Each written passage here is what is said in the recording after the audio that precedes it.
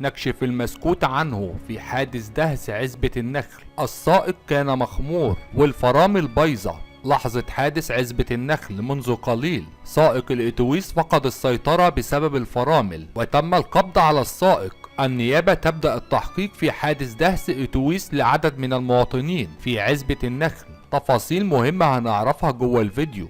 كشفت التحريات الأولية لحادث دهس الأتوبيس لعدد من الأشخاص من أعلى الكوبري الجديد بمنطقة عزبة النخل، الذي أسفر عن إصابة 10 أشخاص و4 وفيات أثناء سيرهم بشارع الترعة التوفيقية بعزبة النخل. وعلى الفور تم نقل المصابين والوفيات إلى مستشفى اليوم الواحد بالمرج، وجاري اتخاذ الإجراءات القانونية اللازمة حيال الواقعة. كما تعود تفاصيل الواقعة عندما تلقت أجهزة الأمن بالقاهرة اختار من عزبة عمليات شرطة النجدة بتلقي بلاغ من الخدمات الأمنية بشارع التوفيقية بمنطقة عزبة النخل، وتفيد بوقوع مصابين ووفيات. وانتقلت قوة أمنية إلى مكان الحادث، وتبين أنه أثناء نزول ميني باص من أعلى الكوبري الجديد بمنطقة عزبة النخل صدم 10 أشخاص أثناء سيرهم بشارع ترعة التوفيقية، وقامت سيارات الإسعاف بنقلهم إلى المستشفى، وتم ضبط مالك الأتوبيس.